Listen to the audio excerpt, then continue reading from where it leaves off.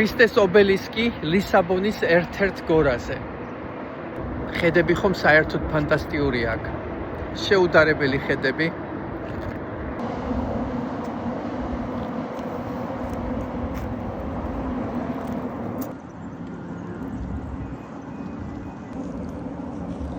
რიო დე ჟანეიროშიც არის ესეთი მსგავსი იესო. ორი პორტუგალიურად მოსაუბრე ქვეყანა. მე მგონი ორივე ქვეყნიდან იესოები ერთმანეთს ესალმებიან. ალბათ აქ რაღაც განაზრახი იყო ამ ორ იესოს ქანდაკებას შორის. მოგეხსენებათ პორტუგალიელები გამოირჩეოდნენ კარგი მეზღვაურობით, ნაოსნობით და პორტუგალიის ისტორიაში ეს საკმაოდ კარგად არის ასახული.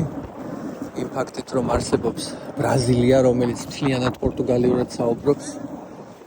არსებობს რამოდენიმე რიგი აფრიკული ქვეყნები, სადაც პორტუგალიური ენა არის. ავდივართ ქრისტეს ქანდაკებაზე. ალბათ ლისაბონისთვის ეს იგივეა, რაც თავისუფლების სტატუა ნიუ-იორკისთვის.